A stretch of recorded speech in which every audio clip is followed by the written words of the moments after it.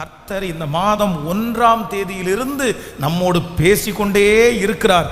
இந்த மாதம் நீங்களும் நானும் ஒன்றை காணப்போகிறோம். நாம் நினைக்காத இடத்திலிருந்து ஒரு நன்மையை கர்த்தர் கட்டளையிட போகிறார். அந்த பிள்ளையின் மூலமாய் ஒரு நன்மை உங்களை தேடி வரப்போகிறது.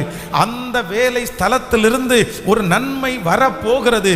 நீங்கள் எந்த காரியம் பெரிய பிரச்சனை என்று நினைத்தீர்களோ அந்த பிரச்சனையில் இருந்து கர்த்தர் ஒரு நன்மையை வர பண்ணுவேன் என்று வாக்கு கொடுக்கிறார். இந்த மாதம் நம்மை தேடி ஒரு நன்மை வரும். நீங்கள் இருக்கிற இடத்தை தேடி ஒரு நன்மை வரும். இந்த மாதம் முடியும் போது நான் விசுவாசிக்கிறேன், இந்த சத்தத்தை கேட்கிற நம்ம ஒவ்வொருத்தரையும் கர்த்தர் சாட்சியாய் நிறுத்த போகிறார். இதுவரையிலையும் நன்மைக்காக எதிர்பார்த்து ஏங்கி நின்ற அந்த நாத்தான் வேலை போல இருக்கிற ஆண்டவருடைய பிள்ளைகளே, நீங்கள் காத்திருந்து எதிர்பார்த்திருந்த அந்த நன்மையை கர்த்தர் இந்த மாதம் உங்களுடைய கண்கள் காண செய்ய போகிறார். நம்புறவர்கள் நன்றாய் கரங்களை மேல தட்டி, இந்த மாதம், இந்த 5வது மாதம், இது கர்த்தர் நமக்கு தந்த மாதம், இது ஆண்டவர் நமக்காய் முன்குறித்திருக்கிற மாதம். உன் பிள்ளையின் இடத்திலிருந்து ஒரு நன்மை வரும், உன்னுடைய குடும்பத்திலிருந்து ஒரு நன்மை வரும், துர்ச்செய்தியை கேட்ட உங்களுக்கு ஒரு நன்மை வரும். நன்மையினால் நிறைக்கிற கர்த்தர். ஹல்லேலூயா.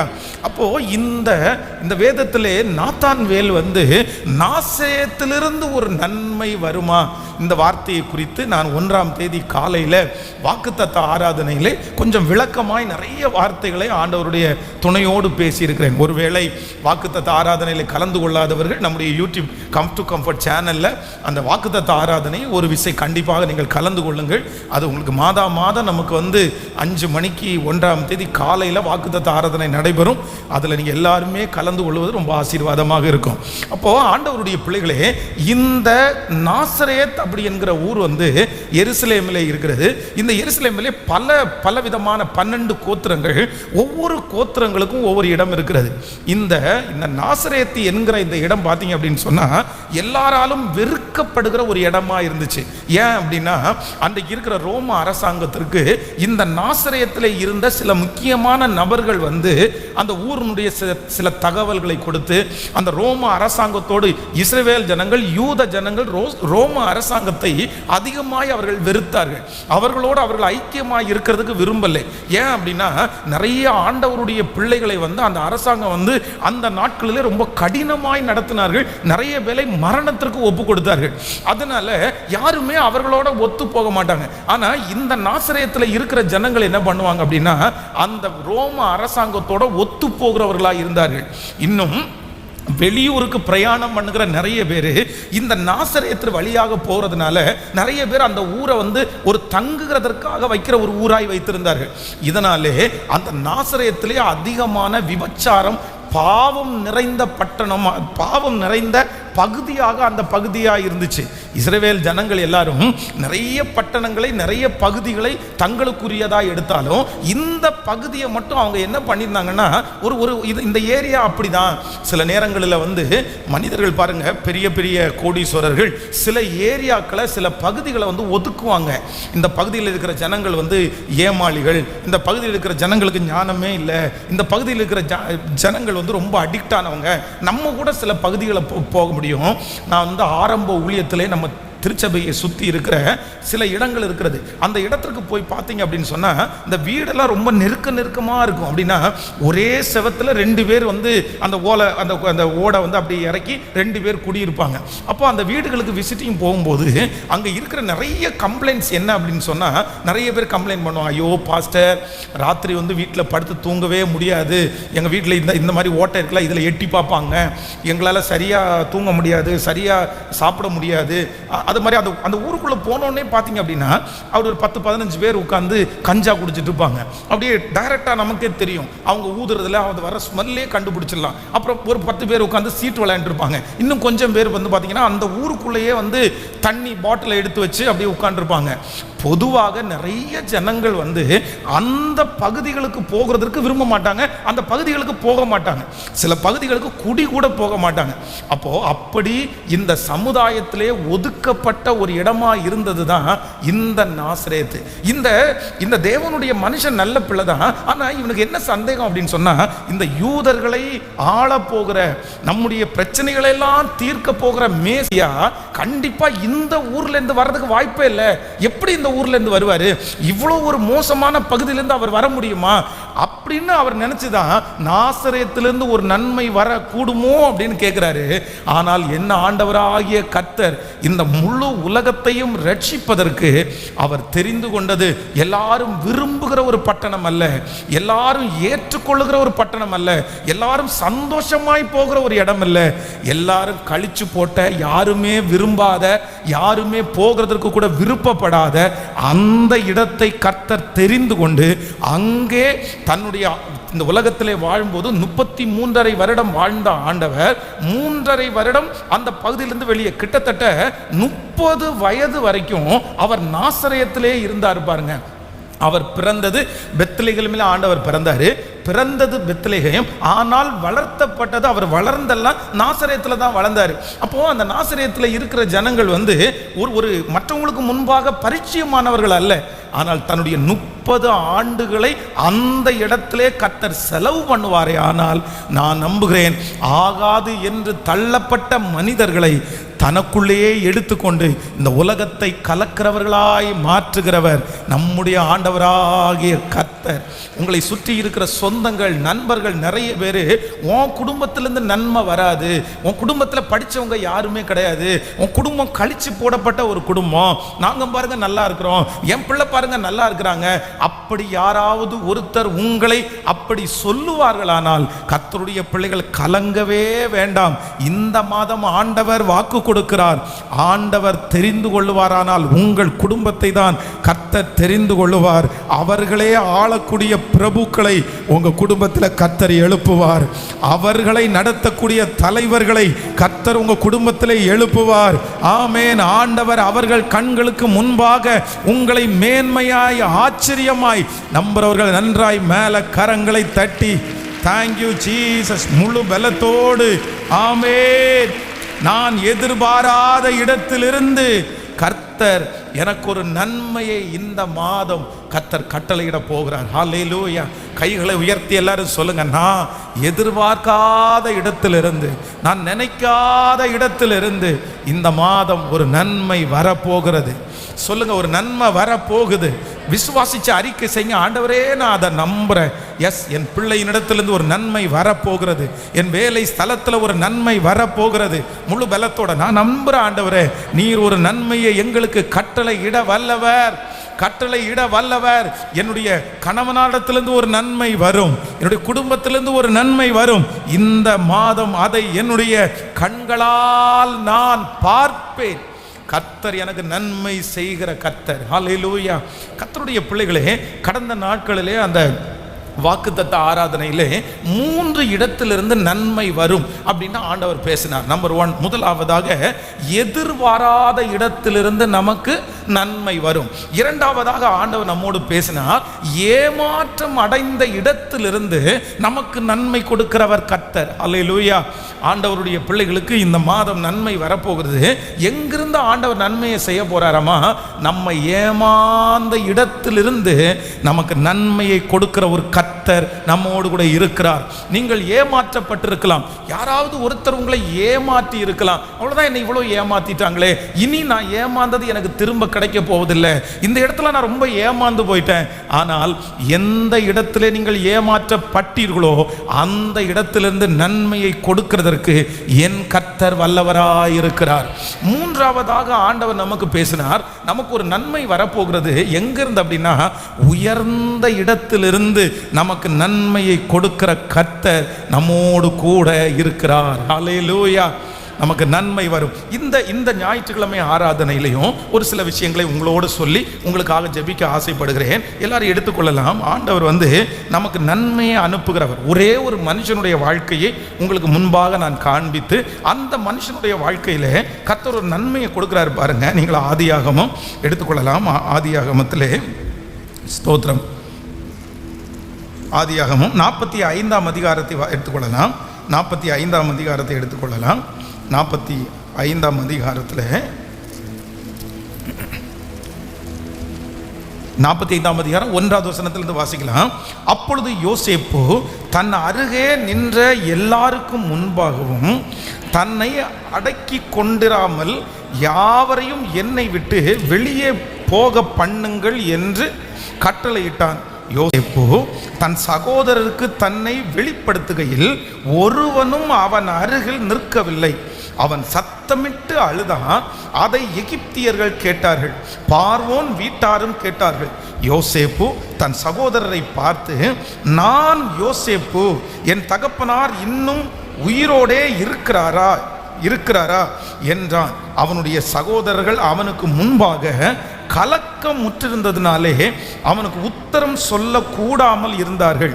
அப்பொழுது யோசேப்பு தன் சகோதரனை நோக்கி, என் கிட்ட வாருங்கள் என்றான். அவர்கள் கிட்ட போனார்கள். அப்பொழுது அவன், நீங்கள் எகிப்திற்கு போகிறவர்களிடத்தில் விற்று போட்ட உங்கள் சகோதரனாகிய யோசேப்பு நான் தான். என்னை இவ்விடத்திற்கு வரும்படி விற்று போட்டதினால் நீங்கள் சஞ்சலப்பட வேண்டாம், அது உங்களுக்கு விசனமாயும் இருக்க வேண்டாம். ஜீவ ரட்சனை செய்யும்படி தேவன் என்னை உங்களுக்கு முன்னே அனுப்பினார் என்றான். கவனிங்க ஆண்டவருடைய பிள்ளைகளே, இந்த இடத்திலே தேவனுடைய மனுஷனாகிய யோசேப்புக்கு ஒரு நன்மை வருகிறது. தன்னுடைய சகோதரர்கள் எல்லாரும் வந்திருக்கிறார்கள். முன்பாக அவன் வந்து தன்னுடைய சகோதரர்களுக்கு தன்னை காமிக்கல. ஆனா ஒரு 2வது டைம் அவங்க வந்து முடிச்ச உடனே இனியும் அவங்களுக்கு முன்னாடி தன்னுடைய சகோதரன் தான் அப்படின்றத இனி மறைச்சிடக்கூடாது, அவங்களுக்கு சொல்லணுன்றதற்காக நான் தான் உங்களுடைய சகோதரன், நான் தான் அப்படின்னு வேதம் சொல்லுகிறது. யோசேப்பு சத்தமிட்டு அழுதானாம். அப்போ எகிப்தியர்கள் எல்லாரும் கேட்டார்களாமா, அவனை இதுவரைக்கும் ரொம்ப ஸ்ட்ராங்கான ஒரு தைரியசாலியாய் ஒரு ஆளுகை செய்கிறவனாய் பார்த்தவர்கள் ஃபர்ஸ்ட் டைம் அவனுடைய கண்ணிலிருந்து கண்ணீரை பார்க்குறாங்க. அப்போ தன்னுடைய சகோதரர்களை பார்த்து சொல்கிறான், நீங்க விற்று போட்ட உங்களுடைய சகோதரனாகிய யோசேப்பு நான் தான். அப்போ அத்தனை பேருக்கும் வாய் அடைச்சு போயிடுச்சாமா. ஐயோ யோசேப்பா, நீ இவ்வளோ பெரிய போஸ்டிங்ல இருக்கிறியா அப்படின்னு யோசிச்சு திரும்பி பேசவே முடியாத சூழ்நிலையில இவனே சொல்றான், என்னை நீங்கள் இவ்விடத்திற்கு வரும்படி விற்று போட்டதினால் நீங்க சஞ்சலப்பட வேண்டாம், ஜீவ ரட்சனை செய்யும்படியாக கர்த்தர் உங்களுக்கு முன்னே என்னை அனுப்பினார். ஆமென். கர்த்தருடைய பிள்ளைகளே, ஒரு நன்மை இந்த இடத்துல வருகிறது. யோசேப்புக்கு எங்கிருந்து நன்மை வருகிறது என்றால் வேதம் ரொம்ப தெளிவாய் சொல்லுகிறது, தன் சகோதரர்களுக்கு முன்பாக ஆண்டவர் அவனை நன்மையினால் கர்த்தர் அவனை அலங்கரித்தார். ஆமேன் சொல்லுங்கள். நான் இன்னைக்கு இந்த ஞாயிற்றுக்கிழமையில கர்த்தருடைய வார்த்தையை உங்களுக்கு சொல்லுகிறேன். கர்த்தர் உங்களையும் என்னையும் அங்கீகரிக்க போறாரு. உங்களையும் என்னையும் கர்த்தர் நன்மையினால் நிரப்ப போகிறார். எப்ப நிரப்ப போறார்னா, யாருக்கு முன்பாக என்று சொன்னால் உங்களுடைய சொந்த சகோதரர்கள் முன்பாக, இரத்த சம்பந்தமான உறவுகளுக்கு முன்பாக கர்த்தர் உங்களையும் என்னையும் நன்மையினால் நிரப்புவேன் என்று வாக்கு கொடுக்கிறார். எத்தனை பேர் நம்புகிறீர்கள்? சகோதரர்கள் உங்களை பகைக்கலாம், சகோதரர்கள் உங்களை வேண்டாம் என்று சொல்லலாம், சகோதரர்கள் உங்களுக்கு விரோதமாய் பெரிய கண்ணிகளை வைத்திருக்கலாம், என்னுடைய கூட பிறந்தவர்கள் எனக்கு விரோதமாய் எழும்புகிறார்கள் என்று சொல்லலாம். உங்க கூட பிறந்தவர்களுக்கு முன்பாக நீங்கள் ஞானமற்றவர்களாக இருக்கலாம். உங்க கூட பிறந்தவங்க எல்லாரும் உங்களை சபிக்கிற ஒரு சூழ்நிலை நீங்கள் தள்ளப்பட்டிருக்கலாம். நீங்க செலக்ட் பண்ணது தப்புன்னு உங்களை குற்றப்படுத்தலாம். ஆனா ஆண்டவர் வாக்கு கொடுக்கிறார், உங்கள் சகோதரர்களுக்கு முன்பாய் கர்த்தர் இந்த மாதம் உங்களுக்கு ஒரு நன்மையை கர்த்தர் வரப்பண்ண போகிறார். உங்க பிள்ளைகளுக்கு ஒரு நன்மையை கர்த்தர் வரப்பண்ண போகிறார். ஆமேன். ரட்சிக்கப்படாத அவர்கள் உங்களுக்கு முன்பாக நெஞ்சை தட்டி கொண்டு தைரியத்தோட எங்களுக்கு எவ்வளவு நடக்குது அப்படின்னு அவங்க சொல்லி பெருமை பாராட்டினாலும் கர்த்தர் வாக்கு கொடுக்கிறார், அவர்கள் கண்களுக்கு முன்பாக நான் ஒரு நன்மையை யோசேப்புக்கு தருவது உண்மையானால் இந்த மாதம் முடிகிறதற்குள்ள கண்டிப்பாய் உன் சகோதரன் பிரமிக்கிற அளவிற்கு ஒரு அற்புதம் நடக்கும். உங்களுடைய சொந்தங்கள் பிரமிக்கிற அளவிற்கு ஒரு அற்புதம் நடக்கும். கூட பிறந்தவர்கள் பிரமிக்கிற அளவிற்கு ஒரு அற்புதத்தை கர்த்தர் செய்வாராக. நம்புறவங்க நல்ல கைகளை தட்டி விசுவாசிக்கிறோம். முழு பலத்தோட ஆண்டவரே நாங்க விசுவாசிக்கிறோம். எங்களுடைய சகோதரர்களுக்கு முன்பாக எங்களுக்கு ஒரு பந்தியை ஆயத்தப்படுத்துகிற கர்த்தர். ஹல்லேலூயா. ஆனா இந்த யோசேப்பு இந்த இடத்துல என்ன சொல்றான் அப்படின்னு சொன்னா, நீங்க என்ன கஷ்டப்படுத்தினதற்கு, நீங்க என்ன விற்று போட்டதற்கு நீங்க என்ன பட வேண்டிய அவசியம் இல்லை. சொல்லுங்க, நீங்க வருத்தப்பட வேண்டாம். என்னை இவ்விடத்திற்கு வரும்படி விற்று போட்டதனால் நீங்கள் சஞ்சலப்பட வேண்டாம். அது உங்களுக்கு விசனமாகவும் வேண்டாம். ஜீவ ரட்சனை செய்யும்படி தேவன் என்னை உங்களுக்கு முன்னே அனுப்பினார். கர்த்தருடைய பிள்ளைகள் ஒன்று நீங்க நினைக்கணும், சில நேரத்தில் சிலர் நமக்கு ரொம்ப விரோதமாக எழும்பி இருப்பார்கள், நம்மளை ரொம்ப கஷ்டப்படுத்தி இருப்பாங்க. இப்போ அவர்களுக்கு முன்னாடி ஆண்டவர் நம்ம நல்லா வச்சிருப்பாரு, நம்ம நல்லா வந்திருப்போம். ஆனால் சிலருக்கு என்ன அப்படி தெரியுமா, அவங்க செஞ்சதை சிலரால் மறக்கவே முடியாது, அதை மறக்க மாட்டாங்க. அந்த பகையை அப்படியே வச்சுக்குவாங்க, இல்லைன்னா அந்த வருத்தத்தை அப்படியே வச்சுக்குவாங்க. என்ன ஒரு நாள் இப்படி உதறினல்ல, என்ன ஒரு நாள் இப்படி பேசினல்ல, ஒரு நாள் எனக்கு இப்படி தீமை செஞ்சல்ல. ஆண்டவருடைய பிள்ளைகளே, அவங்க முன்னாடியே ஆண்டவர் உங்களை ஆசீர்வதிச்சதற்கு பிற்பாடு அதை குறித்து எந்த கசப்புமே உங்களுக்கு இருக்கக்கூடாது. ஏன் அப்படின்னு சொன்னா, நான் நம்புறேன் அவர்கள் மூலமாகத்தான் கர்த்தர் உங்களை உருவாக்கி இருக்கிறார். இந்த ஆசீர்வாதத்தை நீங்கள் பெற்றுக்கொள்வதற்கு ஆண்டவர் யாரை பயன்படுத்தி இருக்கிறார் என்றால் அவர்களை தான் பயன்படுத்தி இருக்கிறார். ஆனால் நிறைய பேர் என்ன பண்ணுவாங்கன்னா, ஆசீர்வதிக்கப்பட்டாச்சா, உயர்ந்துட்டாங்களா, உடனே பார்த்தீங்கன்னா அவங்க முன்னாடியே போய் சவால் விடுறது. நீ என்ன இப்படி பண்ணல, கடவுள் என்ன எப்படி இன்னைக்கு என்ன எப்படி வச்சிருக்கிறாரு பாரு, உனக்கு முன்னாடி நான் நல்லா வந்திருக்கிறேன், நீ தான் ஒன்றும் இல்லாமல் உட்காந்துருக்கிறாங்க. அவங்க என்ன உடைக்கப்பட்டார்களோ அந்த உடைவை இவங்க அவங்கள உடைச்சிடுறது இல்லை. அது ஆண்டவருடைய பிள்ளைகளுக்கு அழகே கிடையாது. நீங்க அப்படி செய்யவே கூடாது. ஒரு எதிரிக்கு முன்னாடி ஆண்டவர் நம்மை நன்றாய் வைத்திருக்கும் போது, எதிரிக்கு முன்னாடி நீ இப்படி பண்ணதுனால தான் நான் நல்லா வந்தேன் அப்படின்னு சொல்லக்கூடாது. நீ என்ன அப்படி பண்ணதை குறித்து எந்த கவலையும் பட வேண்டாம். கர்த்தர் என்னை ஆசீர்வதிக்கிறதுக்கு அந்த நேரத்தில் உங்களை ஒரு கருவியாய் பயன்படுத்தினார், அவ்வளவுதான். அதற்கு பிறகு உங்க மேல எந்த கசப்பும் இல்லைன்னு நினைக்கிற ஆண்டவருடைய பிள்ளை தான் உண்மையாய் கர்த்தரை ஆராதிக்கிற பிள்ளைகள். ஹல்லேலூயா. இவ்வளவு ஆசீர்வதிக்கப்பட்டதுக்கு பிற்பாடும் நிறைய பேர் அவங்களிடத்துல பேசுறதே இல்லை. பாருங்க, அவர்கள் நம்மை விட உயர்ந்த ஒரு ஸ்தானத்தில் இருக்கும்போது நம்மை வெறுத்தார்கள். இப்போ அவர்களை விட ஒரு உயர்ந்த ஸ்தானத்தில் நம்ம மாறும்போது நம்ம அவர்களை வெறுத்தா அவர்களுக்கும் உங்களுக்கும் என்ன வித்தியாசம்? என்ன வித்தியாசம் இருக்குது? அப்போ ஆண்டவருடைய பிள்ளைகளுக்கும் உலகத்தில் இருக்கிறவங்களுக்கும் என்ன வித்தியாசம்? சிலர் அப்படிதான் இருப்பாங்க. அவ்வளோதான், நான் நல்லா ஆயிட்டேன்ல, நான் நல்லா வந்துட்டேன்ல, இனி நான் எப்படி உங்ககிட்ட நான் வருவேன், உன்னுடைய வீட்டினுடைய அவங்க பார்த்தீங்கன்னா அப்படியே இறங்கி போய் பேசுறது மாதிரி பேசும்போதும், இன்னைக்கு நீ வந்திருக்கிற எல்லாத்தையும் எடுத்துட்டு வந்திருக்கிற, ஒரு நாள் நீ என்ன வேலை என்ன பண்ண, ஒரு நாள் எப்படியெல்லாம் இதை பண்ண.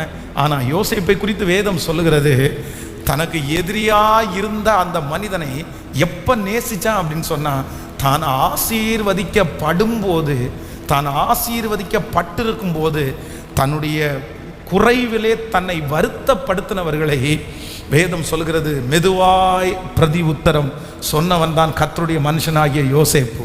ஹல்லேலூயா. பக்கத்தில் இருக்கிற கையை பிடிச்சு சொல்லுங்க, உடைய சத்ருக்களை சிநேகியுங்கள் என்று சொன்ன ஆண்டவர் உங்க சத்ருக்கு முன்னாடி கர்த்தர் நல்லா வச்சிருக்கும் போது, ஆசீர்வதிக்கும் போது, நீங்க அவர்களை உங்களுடைய நண்பர்கள் ஆக்கி கொள்வதற்கு கர்த்தர் விரும்புகிறார். ஆமென் சொல்லுங்கள். அவங்க வீட்டில் ஒரு ஃபங்க்ஷன் நடக்கும்போது தான் நீங்கள் ஓடி போகணும்.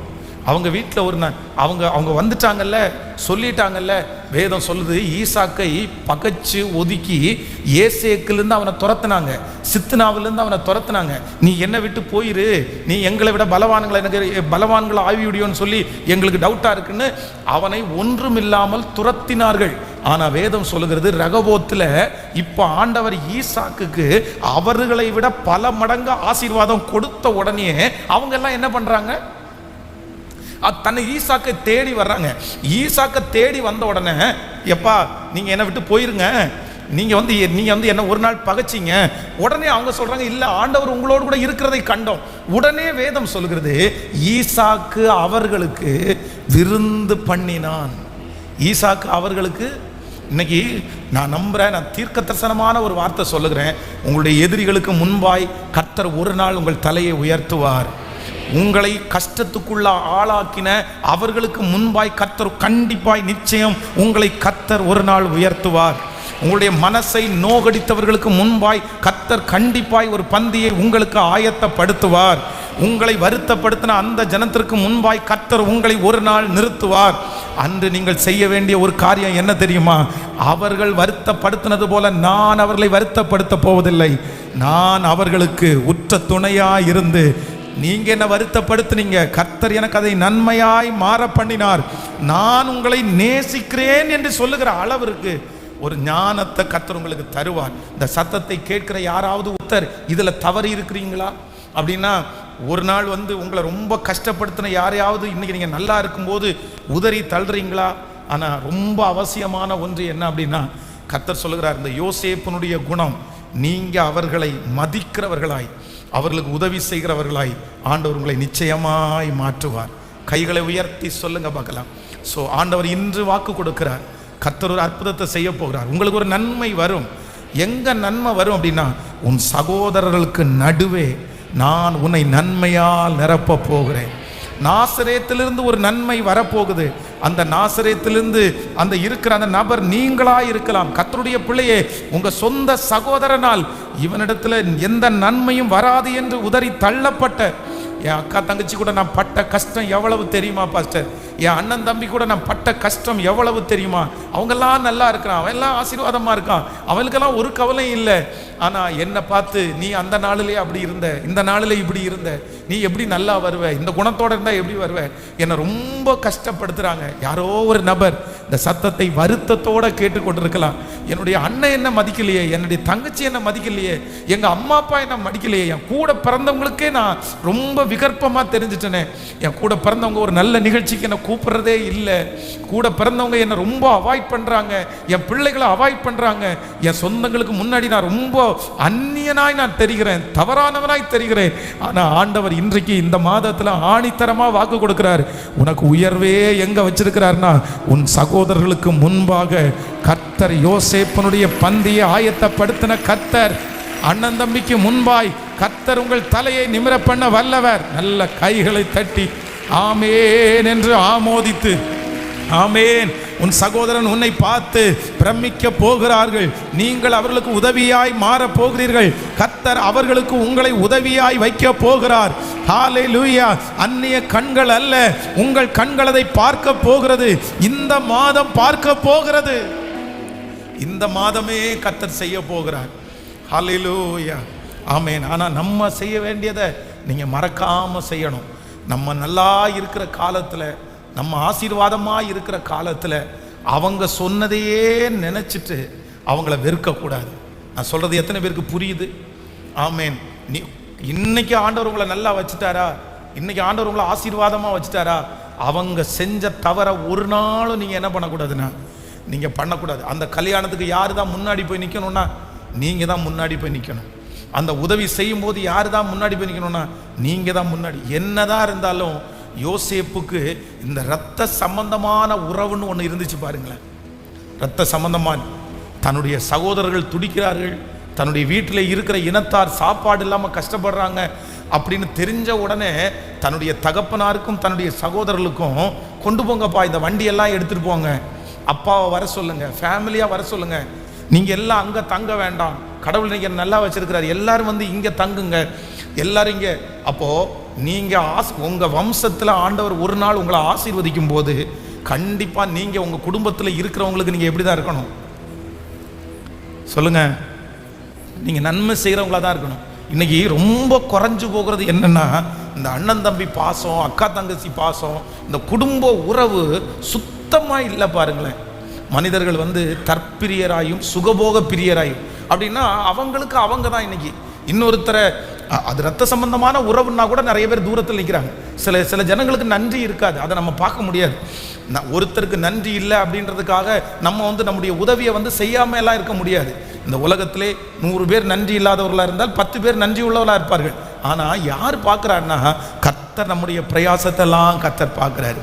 இன்னைக்கு இந்த செய்தியை கேட்குற யாராவது ஒருத்தர் உங்கள் சொந்தங்களுக்கு முன்னாடி ஆண்டவர் உங்களை நல்லா வச்சிருக்கிறாருன்னா, தயவு செய்து அடுத்து உங்களுடைய வீடுகளிலே ஒரு நல்ல நிகழ்ச்சி நடக்கும்போது உங்கள் சொந்தக்காரங்களை போய் நேரடியாக சந்தித்து அவங்களுக்கு ஏதாவது ஒரு கிஃப்டை வாங்கிட்டு போய் கொடுத்து, ஒரு பழம் வாங்கிட்டு போய் கொடுத்து, ஆண்டவரை அங்கே போய் உங்களுடைய பெருமையை பேசிகிட்டு இருக்காதீங்க. அங்கே போய் நான் இவ்வளோ சம்பாதிக்கிறேன் அப்படின்னு பேசிகிட்டு இருக்காதீங்க. அங்கே போய் பாரு, உன்னை விட கடவுள் என்ன எவ்வளோ வச்சுருக்காரு பாரு அப்படின்னு சொல்லக்கூடாது. அங்கே என்ன பண்ணணும் அப்படின்னு சொன்னால், இதை நான் உனக்கு செய்கிறது நீ உனக்கு இல்லாததுனால நான் செய்யலை, நான் உன் மேலே வச்சுருக்கிற அன்பை வெளிப்படுத்துறதற்காக உனக்கு செய்கிறேன். அப்படி நீங்கள் செஞ்சு பாருங்கள். நான் கண்டிப்பாக சொல்கிறேன், கர்த்தர் இன்னும் பல மடங்கு அவர்களை காட்டிலும் உங்களை கர்த்தர் மேன்மையாய் கர்த்தர் வைப்பார். சிலருக்கு இருக்கிற குணமே என்ன அப்படின்னா, நல்லா ஆயிட்டாங்களா, நல்லா வந்துட்டாங்களா, ஆசீர்வதிக்கப்பட்டுட்டாங்களா, மற்றவங்களை கூட பிறந்த இரத்த சம்பந்தமான உறவுகளை பக்கத்திலே வச்சுக்க மாட்டாங்க. அவங்கள பார்த்தாலே விருப்பம். அவங்களுக்கு எல்லாருக்கும் யார் தான் ஃப்ரெண்ட்ஸ் அப்படின்னா, சுற்றி இருக்கிற மற்ற ஜனங்கள் தான் ஃப்ரெண்ட்ஸ். சர்ச்சுக்கு வரவங்க ஃப்ரெண்ட்ஸாக இருக்கிற தப்பு இல்லை, வேலை செய்கிறவங்க ஃப்ரெண்ட்ஸு, இந்த மாதிரி ஊரில் இருக்கிற எல்லாரும் ஃப்ரெண்ட்ஸ். ஆனால் அது தன்னுடைய ரத்த சம்பந்தமான உறவுகள் மட்டும் சொல்லுங்கள், அவங்களுக்கு வேண்டாம். கல்யாணத்துக்கு எல்லாரையும் கூப்பிடுவாங்க, ரத்த சம்பந்தமான உறவுகளுக்கு சும்மா வாங்க, வேணும்னா வாங்க அப்படின்னு கூப்பிடுறது, அந்த மாதிரிலாம் இருக்கக்கூடாது. என்னதான் இருந்தாலும் நம்ம எல்லாருமே ஒரு தாய் வயிற்றில் பிறந்தவர்கள் தான். ஆனால் உங்கள் தகப்பனாருடைய கீழே பிறந்த நீங்கள் சகோதர ஸ்நேகம் உங்களுக்கு வேணும். உங்கள் வீட்டில் ஒருத்தர் ரட்சிக்கப்படலை அப்படின்னு சொன்னால் ஒரு அங்கலாய்ப்பு உங்களுக்கு வேணும், ஒரு ஜெபத்தை அவர்களுக்கு ஏறெடுக்கணும். அவர்கள் என்ன வேணாலும் நினச்சிட்டு போகலாம், அதை குறித்து நமக்கு கவலை இல்லை. ஆனால் நான் நம்புகிறேன், ஆண்டவர் அப்படி தான் உங்களை வைக்க போகிறார். ஹல்லேலூயா. ஸோ இந்த மாதம் நமக்கு கர்த்தர் சொன்ன வாக்குத்தத்தம் தலையின் மேல் அப்படியே தங்கும். நமக்கு ஒரு நன்மை வரப்போகுது. அது எங்கேருந்து அப்படின்னு சொன்னால், என் சகோதரர்களுக்கு முன்பு கர்த்தர் எனக்கு ஒரு நன்மையை கர்த்தர் வைத்திருக்கிறார். இது நடக்கும், நிச்சயமாய் நடக்கும். கர்த்தருடைய வருகை தாமதிக்குமானால் இந்த மாதம் முடிகிறதற்குள்ளே கர்த்தர் உங்கள் சொந்த உடன்பிறப்புகளுக்கு முன்பாய் கர்த்தர் உங்கள் தலையை உயர்த்துவாராக. உடன்பிறப்புகளுக்கு முன்பாய் கர்த்தர் காரியங்களை வாய்க்க பண்ணுவாராக. அந்த தேவைகளை கர்த்தர் சந்திப்பாராக. ஆமேன். ஆண்டவர் உங்களோடு கூட இருக்கிறதை நிரூபிப்பாராக. யோசேப்பை கனப்படுத்தின கர்த்தர், ஹல்லேலூயா, இந்த மாதம் நாம் நினைத்திராத ஒரு இடத்திலிருந்து நன்மையை தேடி வர பண்ணுகிறவர். ஆமென். இரண்டாவதாக ஒரு வசனத்தை வேகமாய் நம்ம வாசிக்க போகிறோம், எடுத்துக்கொள்ளலாம். நீங்கள் அதே ஆதியாகமத்தை எடுத்துக்கொள்ளலாம். ஆதியாகமம், ஸ்தோத்திரம், ஆதியாகமத்திலே 42ஆம் அதிகாரத்தை எடுத்துக்கொள்ளலாம். 42ஆம் அதிகாரத்தினுடைய 42ஆம் அதிகாரம் 1வது வசனத்தை கூட வாசிக்கலாமே. எகிப்திலே தானியம் உண்டு என்று யாக்கோபு அறிந்து தன் குமாரரை நோக்கி, நீங்கள் ஒருவர் முகத்தை ஒருவர் பார்த்து கொண்டிருக்கிறது என்ன? நீங்கள் அப்படியே வாங்க, 41ஆம் அதிகாரத்தினுடைய 30வது வசனத்திலே வாருங்களேன். 41:30. அதற்கு பின் பஞ்சம் உண்டாயிருக்கும் 7 வருஷம். அப்பொழுது எகிப்து தேசத்தில் அந்த பரிபூரணமெல்லாம் மறக்கப்பட்டு போகும். அந்த பஞ்சம் தேசத்தை பாழாக்கும். வரப்போகிற மகா கொடுமையான பஞ்சத்தில் தேசத்தில் முன்னிருந்த பரிபூரணமெல்லாம் ஒளிந்து போகும். இந்த காரியம் தேவனால் நிச்சயிக்கப்பட்டிருக்கிறது என்பதையும் தேவன் இதை சீக்கிரத்தில் செய்வார் என்பதையும் குறிக்கும் பொருட்டு இதை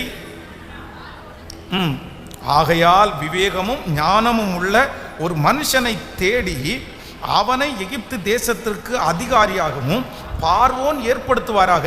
இப்படி பார்வோன் செய்து தேசத்தின் மேல் விசாரணைக்காரனை வைத்து பரிபூரணம் உள்ள 7 வருஷங்களில் எகிப்து தேசத்திலே விளையும். வாங்க, அப்படியே நீங்கள் வரும்போது 42வது வசனம். பார்வோன் தன் கையில் போட்டிருந்த தன் முத்திரை மோதிரத்தை கழட்டி அதை யோசேப்பின் கையிலே போட்டு மெல்லிய வஸ்திரங்களை அவனுக்கு உடுத்தி பொன் சரப்பணியை அவன் கழுத்திலே தரித்து தன்னுடைய 2ஆம் ரதத்தின் மேல் அவனை ஏற்றி தென்றனிட்டு பணியுங்கள் என்று அவனுக்கு முன்பாய் கூறுவித்து எகிப்து தேசம் முழுமைக்கும் அவனை அதிகாரியாக்கினான். எகிப்து தேசம் முழுமைக்கும் அவனை அதிகாரி. கர்த்தருடைய பிள்ளைகளே, நம்பர் 1, முதலாவதாக யோசேப்பிற்கு ஒரு நன்மை வருது. இந்த மாதம் கவனமாய் கவனிங்கள். ஆண்டவர் நமக்கு கொடுத்த ஒரு நல்ல வாக்குத்தத்தம், நாசரேத்திலிருந்து ஒரு நன்மை வரும். அப்படின்னா நாம் எதிர்பாராத ஒரு இடத்திலிருந்து இந்த மாதம் கர்த்தர் ஒரு நன்மையை நமக்கு தரப்போகிறார். நம்பர் 1, முதலாவதாக யோசேப்புக்கு ஆண்டவர் எங்க நன்மையை கொடுத்தாருன்னா, வேதம் சொல்லுகிறது, தன் சகோதரர்களுக்கு முன்பாக கர்த்தர் கர்த்தர் எதிர்பார்க்காத ஒரு நன்மையை கர்த்தர் தந்தார். இந்த இடத்துல இரண்டாவதாக நமக்கு எல்லாருக்கும் தெரியும், இந்த யோசேப்பு என்னன்னா எகிப்திலே விற்கப்பட்டான். எகிப்து தேசம் அவனுக்கு ரொம்ப கொடுமையான கஷ்டத்தை கொடுக்கிற, பாடுகள் மேல் பாடு வந்த, அப்படின்னா தான் அவமானப்பட்ட, சிறைச்சாலைக்கு போடப்பட்ட, தன் மேல் பொய் குற்றம் சாட்டப்பட்ட ஒரு இடம் தான் எகிப்து. ஆனா வேதம் சொல்லுகிறது, அதே எகிப்திலிருந்து இப்பொழுது கர்த்தர் அவனுக்கு ஒரு நன்மையை கர்த்தர் கட்டளையிட்டார். ஹல்லேலூயா. இரண்டாவதாக ஆண்டவருடைய பிள்ளைகளுக்கு இந்த மாதம் ஒரு நன்மை வரப்போகிறது. எங்கிருந்து அந்த நன்மை வரும் என்றால், உன் பலவீனத்திலே என் பலன் பூரணமாய் விளங்கும் என்று சொன்ன கர்த்தர், நீங்கள் அவமானப்படுத்தப்பட்ட அந்த தோல்வி அடைந்த அந்த இடத்திலிருந்து ஒரு நன்மையை நமக்கு தர வல்லவராய் இருக்கிறார். நீங்கள் தோற்று போன இடத்திலிருந்து ஒரு நன்மை வரும். நீங்கள் அவமானப்படுத்தப்பட்ட அந்த இடத்திலிருந்து ஒரு நன்மை வரும். கர்த்தர் சொல்லுகிறார், நான் உன்னுடைய சொந்தங்களுக்கு முன்பாக மட்டுமல்ல, அந்த இடத்திலே உனக்கு ஒரு நன்மையை வர பண்ணுவேன். ஹல்லேலூயா. சில இடங்கள் ஆண்டவருடைய பிள்ளைகளுக்கு கடினமான இடங்களா இருக்கலாம். சில இடங்களுக்கு போகிறதற்கு சிலர் விரும்ப மாட்டார்கள். சில தெருவுக்கு போகிறதுக்கு சிலர் விரும்ப மாட்டார்கள். ஏன் அப்படின்னு சொன்னால், அந்த தெரு, அந்த இடம் அவர்களுக்கு ரொம்ப கடினமான ஒரு இடம். தாங்கள் கஷ்டப்பட்டது, அவமானப்படுத்தப்பட்டது அந்த இடமா இருக்கலாம். தாங்கள் ஒன்றுமில்லாதவர்களைப் போல இருந்தது அந்த இடமா இருக்கலாம். ஆனால் ஆண்டவர் இங்கே யோசேப்புக்கு ஒரு நன்மையை எங்கிருந்து முளைக்க பண்ணினார் என்றால், எந்த இடம் அவனுக்கு கஷ்டத்தை உண்டாக்கினதோ அந்த இடத்தை கர்த்தர் அவனுக்கு வெற்றியாய் மாற்றினார். உங்களுக்கு ஒரு இடத்தை கர்த்தர், அந்த இடத்தை பத்திரப்படுத்தி அந்த இடத்திலே உங்களை ஆசீர்வதிக்கிற கர்த்தர். ஹல்லேலூயா. நான் நம்புகிறேன், சில இடங்களுக்கு நீங்கள் போகும்போது இனி எப்படி தான் போவீங்கன்னா, வெற்றியோடு ஆண்டவர் போக வைப்பார். ஹல்லேலூயா. இந்த இடம் எனக்கு சரியான இடம் இல்லை பாஸ்டர், இந்த இடத்த நான் வெறுக்கிறேன், இந்த இடத்துல நான் போகக்கூடாதுன்னு நினைக்கிறேன், காலம் முழுதும் இந்த இடம் எனக்கு பிடிக்காத இடமா மாறிடுச்சு, இந்த இடம் என்னை சுற்றி இருக்கிற சத்ருக்கள் இருக்கிற இடம், அந்த இடத்துல போகிற ஒவ்வொரு டைமும் நான் தீமையோடு நான் திரும்பி வருகிறேன். ஆனால் கர்த்தருடைய பிள்ளைகளே, நிச்சயமாக இந்த மாதம் கர்த்தருக்கு சித்தமானால் அந்த இடத்திற்கு உங்களை மறுபடியும் கர்த்தர் அழைத்து கொண்டு போவார். அந்த இடத்துல உங்களை கர்த்தர் கொண்டு போய் நிறுத்துவார். அந்த இடத்திலிருந்து கர்த்தர் ஒரு மனிதன் மூலமாய் பேசுவார். அந்த இடத்திலே கர்த்தர் உங்களுக்கு ஒரு நன்மையை கர்த்தர் வர பண்ணுவார். அந்த இடத்திலிருந்து ஒரு நன்மை உங்களுக்கு வரும். கர்த்தர் அந்த இடத்திலே உங்களை நன்மையால் நிரப்புகிறதை அநேகர் பார்க்க போகிறார்கள். உங்களுடைய இடத்தை ஆசீர்வதிக்க பண்ணுகிற கர்த்தர் உங்களுடைய கடினமான இடத்திலே உங்களுக்கு லகுவான காரியத்தை அமைத்து கொடுக்கிற கர்த்தர். நீங்கள் இப்போ எந்த இடத்துல கஷ்டப்படுறீங்களோ அந்த இடம் உங்களுக்கு ஆசீர்வாதமான ஒரு இடமாய் அமைய போகிறது. கர்த்தர் இடத்தை பிளஸ் பண்றாரு. கர்த்தர் இடத்தை கர்த்தர், இந்த பட்டணம் தான் உங்களுக்கு கஷ்டமாகுமானால் இந்த பட்டணத்தில் உங்கள் தலை உயரப் போகிறது. நீங்கள் எந்த பட்டணத்தில், எந்த தேசத்திலே இருக்கிறீர்களோ இந்த தேசத்திலே கர்த்தர் நீங்கள் பலுகும்படி உங்களுக்கு இடம் உண்டாக்க வல்லவராய் இருக்கிறார். கைகளை எல்லாரும் தட்டி ஆமோதித்து இயேசுவை பார்த்து சொல்லுங்கள், ஹல்லேலூயா. எங்களை வெற்றி சிறக்க பண்ணுகிற கர்த்தர், எங்களை வெற்றி சிறக்க பண்ணுகிற கர்த்தர். கைகளை உயர்த்தி சொல்லுங்க, இந்த வார்த்தையை நான் நம்புறேன் ஆண்டவரே, இந்த மாதம் எனக்கு ஒரு நன்மை வரப்போகிறது, இந்த மாதம் எனக்கு ஒரு நன்மை வரப்போகிறது. கண்ணீரோடு விதைத்து கொண்டு போகிற நான் கம்பீரத்தோடு கர்த்தர் என்னை அறுக்க பண்ண போகிறார். நான் இந்த இடத்திலே என்னுடைய அரிக்கட்டுகளை சுமந்து வரும்போது நான் கம்பீரத்தோடு வரப்போகிறேன். கர்த்தர் இந்த தெருவில் என்னை கம்பீரத்தோடு வர பண்ணுவார். இந்த ஜனங்களுக்கு முன்பாக கர்த்தர் கம்பீரத்தோடு வர பண்ணுவார். இந்த ஊருக்கு கர்த்தர் என்னை கம்பீரத்தோடு வர பண்ணுவார். என்னுடைய சொந்த ஊருக்கு கர்த்தர் என்னை கம்பீரத்தோடு கர்த்தர் வைப்பார். ஹல்லேலூயா, ஹல்லேலூயா. இடத்திலிருந்தே நன்மையை உண்டு பண்ணுகிற ஒரு நல்ல கர்த்தர் நம்மோடு கூட இருக்கிறார். ஆனால் கொஞ்சம் நம்ம சகிக்க வேண்டியது இருக்கிறது. கொஞ்சம் நம்ம பொறுமையாய் காத்திருக்க வேண்டியது இருக்கிறது. கர்த்தர் சில நேரங்களில் சிலர் மூலமாய் கர்த்தர் உங்களுக்கு பாடங்களை கற்பித்து கொடுப்பார். எனக்கு தெரிந்த ஒரு, நீங்கள் கவனமாய் கேளுங்கள், எனக்கு தெரிந்த ஒரு நல்ல போதகர், ரொம்ப நல்லா பிரசங்கம் பண்ணக்கூடிய, ரொம்ப நல்லா ஊழியம் செய்யக்கூடிய ஒரு தேவ மனுஷன். அப்படின்னா அவருடைய செய்தியை அப்படியே கேட்டுகிட்டே இருக்கலான்னு தோணும். நானே ஆச்சரியப்படுவேன், சார் இவ்வளோ அழகாக செய்தி கொடுக்குறவராக இருக்கிறாரு, இவ்வளோ அழகாக ஊழியத்தை நடத்துகிறாரு, எல்லா ஊழியத்தையும் ரொம்ப அழகாய் நடத்தக்கூடிய மனுஷன். ஆனால் ஒரே ஒரு பலவீனம் என்ன அப்படின்னா, அவருக்கு ரொம்ப ரோசம் அதிகமாக வரும். அப்படின்னா யார் என்ன சொன்னாலும் அவருக்கு என்ன அப்படின்னு சொன்னால், யார் முன்னாடியும் கை கட்டி நிற்கிறது அவருக்கு பிடிக்காது. யார் முன்னாடியும் தாழ்ந்து அப்படியே ஒன்றும் இல்லை அப்படின்னு மற்றவங்க நினைக்கிறது அவருக்கு பிடிக்காது. ஒரு விதத்தில் அவர் சொல்லும்போது என்ன சொல்லுவாருன்னா, நான் ஆண்டவருடைய பிள்ளை, நான் ஏன் போய் அப்படி நிற்கணும், என்ன போய் அவங்க குறைவாக இது பண்ணுற அளவுக்கு என்ன நிற்கணும், ஏன் அவங்கள விட்டால் வேற வழி இல்லையா அப்படின்னு சொல்லுவார். இதை ஒரு விதத்தில் விசுவாசத்தில் சேர்த்தாலும் இன்னொரு விதத்தில் சில இடங்களெல்லாம் ஆண்டவர் நம்மளை பொறுமையாக இருக்கிறதுக்கு கற்றுக் கொடுப்பார். அப்போ அவர் திருச்சபை பல இடங்களில் நடத்தினார்.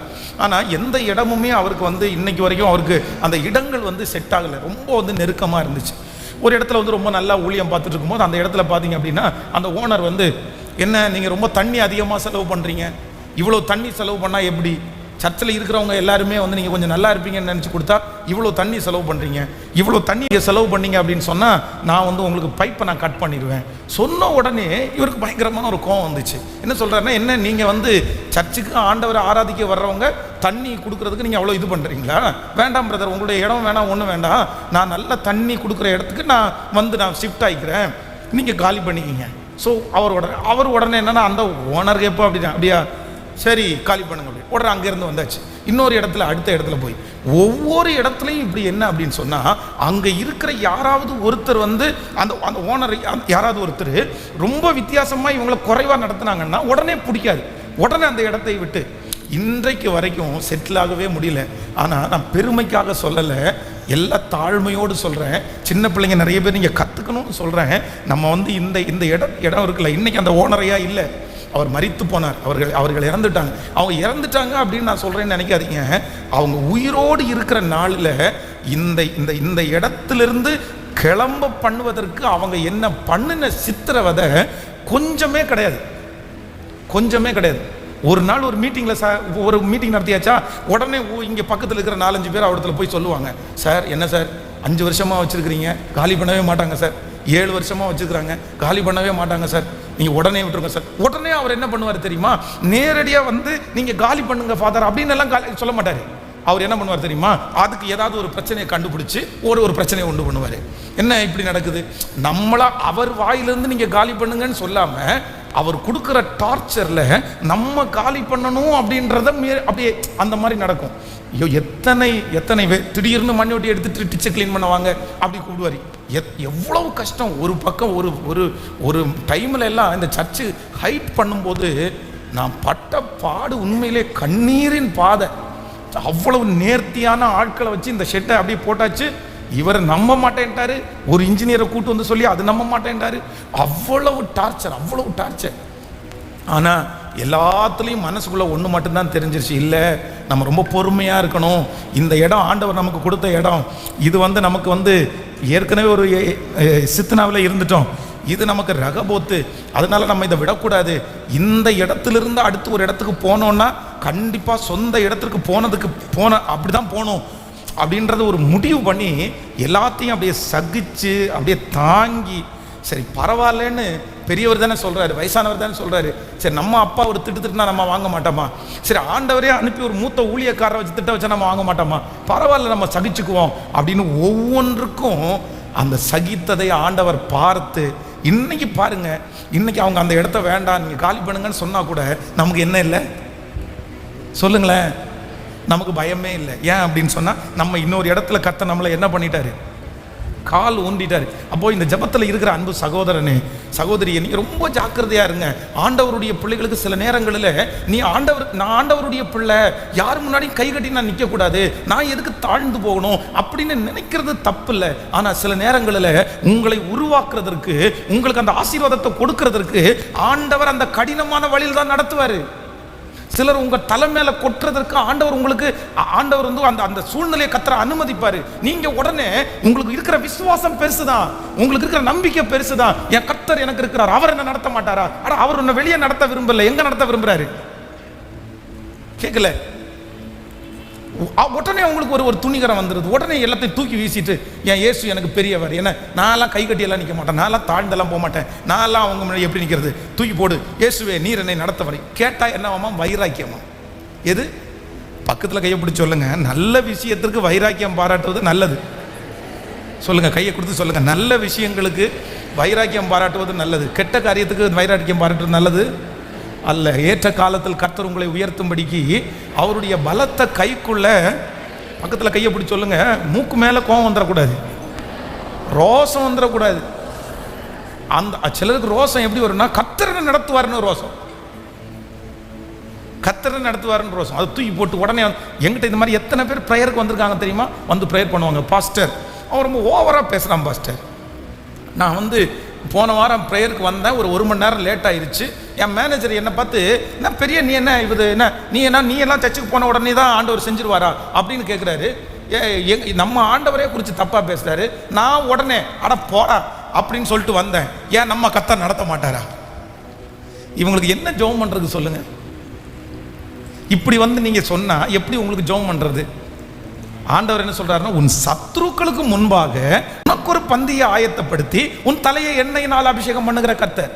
அப்போ ஆண்டவருடைய பிள்ளைகள் இந்த விஷயத்திற்கெல்லாம் வெதண்டாவாதம் பண்ணி நீங்க உடனே இது பண்ணக்கூடாது. அந்த இடத்துல இருந்தீங்கன்னா நிச்சயமாக நான் சொல்றேன், கர்த்தர் ஒரு நாள் அந்த இடத்திலேயே உங்களை ஆசீர்வதிப்பதற்கு கர்த்தர் வல்லவராய் இருக்கிறார்.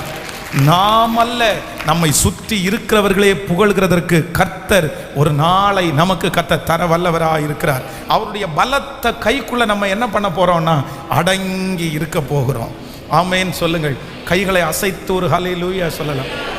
ஃபர்ஸ்ட் எல்லாம் வேலையில், இப்பெல்லாம் என்ன தெரியுமா, கணவனார பிரிக்கிறதுக்கு கூட இந்த மாதிரி கல்யாணம் பண்ணும்போது சர்ச்சுக்கு விடுவேன்னு சொன்னார், நானே உன்னை கொண்டு போய் விடுவேன்னாரு. இப்போ கல்யாணம் பண்ணதுக்கப்புறம் நீ சர்ச்சுக்கே போகக்கூடாதுன்னு சொல்கிறாரு. நான் எப்படி அதை கேட்குறது? எனக்கு வேண்டான்னு தூக்கி போட்டு வந்துட்டேன். எனக்கு கர்த்தர் தான் முக்கியம். இது என்ன? இப்போ இவங்களுக்கு என்ன கவுன்சிலிங் கொடுக்குறதுக்கு சொல்லுங்கள் பார்க்கலாம். என்ன கவுன்சிலிங் கொடுக்குறதுன்னு நினைக்கிறீங்க? நான் தூக்கி போட்டு வந்துட்டேன். எதுக்கு? ஆமாம் பாஸ்டர், ஆண்டவருக்காக நம்ம பக்தி வரைக்கும் பாராட்ட வேண்டாமா? கர்த்தரோட ஆலயத்துக்கு போகிறத பெருசுன்னு சொல்லியிருக்கிறாரு, இவர் என்ன வேண்டான்னு இருக்காரு. அதனால நான் சொன்னேன், நான்லாம் போயா, இல்லைன்னா உன்னை விட்டு கூட நான் பிரிஞ்சுக்கிறேன். அப்படி எனக்கு ஆண்டவர் தான் முக்கியம். அப்போ அந்த குடும்பத்தை கர்த்தருக்குள்ளே வழி நடத்த முடியாது. சில இடங்களிலே கர்த்தர் நம்ம எப்படி தான் உட்கார வைப்பாருன்னா, எல்லாவற்றையும் சகித்து தாங்கி அதற்கு பிறகு ஒரு மகிமை வரும் பாருங்களேன். ஒன்று நல்லா நினச்சிக்கங்க, ஆற்றுல ஒரு கால் சேத்துல ஒரு கால் வச்சிடாதீங்க. அதான் உலகத்தில் ஒரு பழமொழி சொல்லுவாங்கல்ல, அக்கறை மாட்டுக்கு இக்கரை பச்சைன்னுவாங்க. அப்படின்னா அந்த கரையில் இருக்கிற மாடுக்கு இந்த கரையை பார்த்தா எப்படி தெரியுமாமா? பச்சை பசேன்னு தெரியுமா? ஆனால் இந்த பக்கத்தில் இருக்கிற மாடுக்கு அந்த பக்கத்தில் இருக்கிற மாடு புல் மேய்ற இடம் என்னவா இருக்குமாமா? அதனால் குடும்ப வாழ்க்கையானாலும் வேலைகளானாலும் சில நேரத்தில் நம்முடைய கண்ணுக்கு பார்க்குறதுக்கு நல்லதாக தெரியும், கண்ணுக்கு பார்க்குறதற்கு இது நமக்கு செட் ஆகும்னு தெரியும், கண்ணுக்கு பார்க்குறதற்கு அவர் ரொம்ப அன்புள்ளவர், அந்த மேனேஜர் நல்லவர், அந்த மாதிரிலாம் தோணும். இல்லவே இல்லை. கர்த்தர் எந்த இடத்துல உங்களை வச்சிருக்கிறாரோ அந்த இடத்துல நீங்கள் கண்டிப்பாக நல்ல பேர் சம்பாதிக்க முடியும். அந்த இடத்துல கர்த்தர் உங்கள் தலையை உயர்த்துவார், அந்த இடத்துல கர்த்தர் உங்களுக்காக வழக்காடுவார், அந்த இடத்துல கர்த்தர் உங்களை ஆசீர்வதிப்பார். அந்த இடத்திலேயே நமக்கு நன்மையை வரப்பண்ணுகிறவர் கர்த்தர். அதான் யோசேப்புக்கு ஆண்டவர் செய்த பெரிய அதிசயம் என்ன அப்படின்னா, உனக்கு ஒரு நன்மை வரும். எங்க நன்மை வரும் அப்படின்னா, நீ இருக்கிற இடத்திலே ஒரு நன்மையை நான் உனக்கு கட்டளையிடுவேன். இந்த மாதம் உங்களுக்கு நடக்க போகிறது. இருக்கிற வேலை ஸ்தலத்தில் அந்த இடத்துல ஒரு நன்மை உங்களுக்கு வரப்போகிறது. நீங்கள் குடியிருக்கிற இடத்துல ஒரு நன்மை வரப்போகிறது. நீங்கள் வாங்கின அந்த இடத்துல ஒரு நன்மை வரப்போகிறது. கர்த்தர் அந்த இடத்தை பிளஸ் பண்ணுறாரு. உனக்கு கடினமாக இருக்கிற அந்த இடத்தை கர்த்தர் பிளஸ் பண்ணுறாரு. நீங்கள் சிறையிலே அடைக்கப்பட்ட அந்த இடத்தை கர்த்தர் ஆசீர்வதிக்கிறாரு. நீங்கள் அற்பமாக எண்ணப்பட்ட அந்த இடத்தை கர்த்தர் ஆசீர்வதிக்கிறாரு. உங்கள் பேரிலே குற்றம் சாட்டின அந்த இடத்தை கர்த்தர் இன்றைக்கு நினைக்கிறார். அந்த இடத்தை கர்த்தர் ஆசீர்வதிக்கிறார். கர்த்தர் ஆணித்தரமாய் தீர்க்க தரிசனமாய் சொல்லுகிறார், இல்லை, அதே இடத்திலே இந்த லீபனோன் அடர்ந்த காடாய் மாற போகிறது. அதே இடத்திலே தம்முடைய மகிமையை கர்த்தர் விளங்க பண்ணுவதற்கு அவர் நல்லவராயிருக்கிறார். கைகளை அசைத்து ஒரு ஹல்லேலூயா சொல்றார். ஸோ 5 காரியத்தை ஆண்டவர் நம்மோடு கூட பேசியிருக்கிறார். கர்த்தர் சொல்லுகிறார், இந்த மாதம் உனக்கு ஒரு நன்மை கண்டிப்பாய் வரும். ஒரு நன்மை வரும். நீங்கள் எதிர்பாராத இடத்திலிருந்து ஒரு நன்மையை இந்த மாதம் கர்த்தர் கட்டளையிட போகிறார். இரண்டாவதாக, ஏமாற்றம் அடைந்த இடத்திலிருந்து ஒரு நன்மையை இந்த மாதம் கட்டளையிட போகிறார். மூன்றாவதாக, உயர்ந்த இடத்திலிருந்து ஒரு நன்மை இந்த மாதம் உங்களை மேலே தேடி வரப்போகிறது. ஆமேன் சொல்லுங்கள். நான்காவதாக, நம்முடைய சகோதரர்கள் நடுவிலே நமக்கு ஒரு நன்மை வரப்போகிறது. ஐந்தாவதாக, நாம் இருக்கிற இடத்திலிருந்து ஒரு நன்மையை கர்த்தர் வர பண்ண போகிறார். நாசரேத்திலிருந்து ஒரு நன்மையை உண்டு பண்ணுகிற கர்த்தர், நீங்க கற்பனை கூட பண்ணாத அந்த இடத்திலிருந்து ஒரு நன்மை கர்த்தர் வர பண்ணுவார். நீங்க சாட்சி சொல்லுவீங்க, எழுமின்னு சாட்சி சொல்லுவீங்க, கர்த்தர் எனக்கு நன்மையை கர்த்தர் செய்தார். நான் யோசிக்கவே இல்லை பாஸ்டர், நான் கொஞ்சம் கூட எதிர்பார்க்கவே இல்லை பாஸ்டர், ஆனால் அந்த இடத்துலேருந்து பாருங்க பாஸ்டர், எனக்கு ஒரு நன்மையை கர்த்தர் வர பண்ணி இருக்கிறார். ஹல்லேலூயா.